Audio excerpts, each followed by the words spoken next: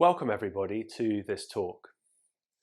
And today, continuing the theme of recent videos, I'm talking about again something that we can bring our attention to help improve our practices, whether they be asana on the mat or pranayama or meditation, from a more subtle perspective.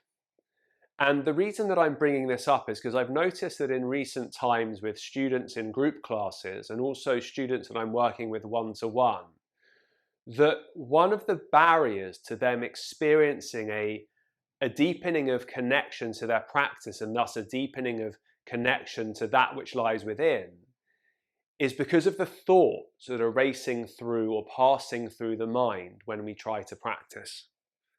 So for example, imagine that you are meditating and thoughts are coming into your mind, and those thoughts are quite judgmental thoughts. Am I doing this right? I'm not doing this right. This isn't a good meditation. I should be feeling bliss. I felt really peaceful last time. This time I'm not. And similarly, for example, in an asana practice, we could be questioning, is my foot in the right place? Am I getting deep enough into this posture? Yesterday when I did it, I was much deeper. So all of these things are kind of going on in the mind. And of course, at the early stages of our practice, we get drawn into attachment, we get drawn into entanglement with those thoughts, and we start to ponder them as we practice. Now, of course, if the essence of an asana practice is that we use the body and the sensations that are arising from the body as the anchor for our mind, meaning that we're experiencing those sensations and we're trying to bring our attention into connection with that.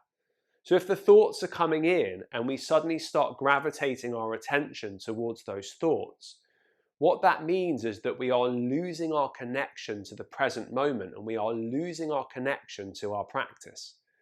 Another common one that comes up a lot is in relation to chanting, where particularly at the beginning, people feel kind of funny or silly or shy or embarrassed with themselves about the way that they perceive that they are chanting.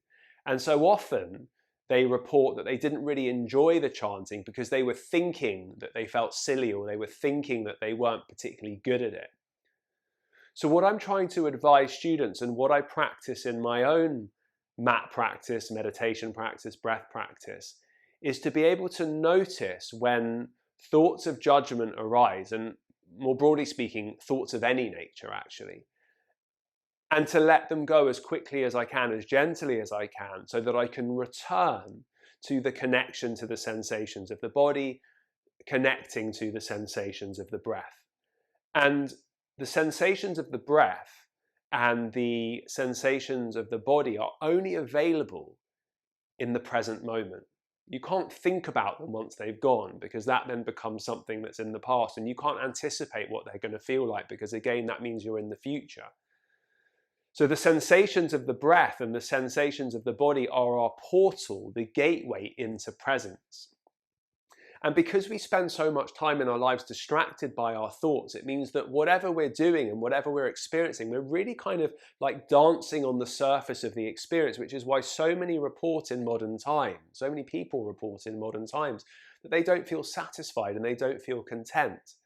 And one of the things that we can explore is if we deepen our ability and our mental capacity to concentrate on one thing at a time, in the instance of practice on breath sensations or bodily sensations, we can gradually notice over time that the better we get at letting go of the thoughts, of not becoming entangled, the deeper, richer, fuller, more satisfying and contentment-inducing those experiences become. But we can only begin to deepen those experiences by letting go of thought. So the simple but not so easy prescription here is to also bring an element into our practice, particularly in asana practice, where we can pay attention to when our mind is starting to judge our practice, is starting to compare the way that we are positioned or performing, if you like, in inverted commas, in relation to the person next to us on the mat. And we just let that go and we say, I'm just going to let that go. I'm going to descend deeply into the anchor, which is the sensations. The more we try that, the more we build up a samskara or a pattern to stay connected to the moment, to stay connected to the sensation. And it's only over time, of practicing this that we begin to realize the benefits and the experiential depth and richness of practicing in this way. So it's a very, very subtle point. Almost some people may think it's not that important, but just try it. Notice how many thoughts come up of judgment when you're practicing anything related to yoga, and just see if you can be aware of those thoughts, let them go, bring yourself back to the present moment. And through doing so, we may find that we expand our experience of yoga and we help to move ourselves forward on the path of transformation. So thanks for listening. Thanks for being here. Namaste.